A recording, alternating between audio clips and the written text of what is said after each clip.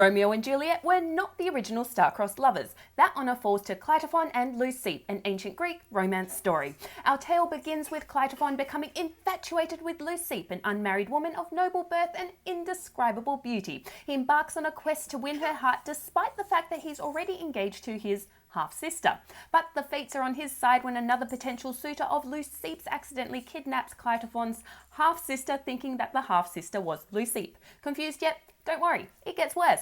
Clitophon doesn't waste any chances and he goes and sneaks into Leucippe's room that very night. But just as they're about to get acquainted in a biblical manner, they think that they hear Leucippe's mum coming, so they do the logical thing and they climb out of the bedroom window and board a ship with the intention to elope. The ship is caught in a storm and they're shipwrecked somewhere around Egypt. Bandits capture them. Clitophon is rescued. Leucippe is sacrificed.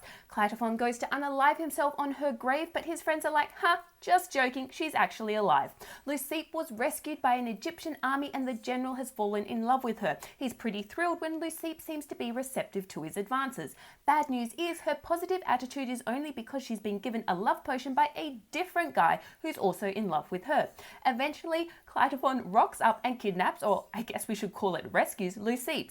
They sail away and the general pursues them. The maritime chase is on and suddenly Clitophon hears a splash and the crew is like, yeah, we beheaded Leucippe and threw her head into the ocean to stop the general from chasing us.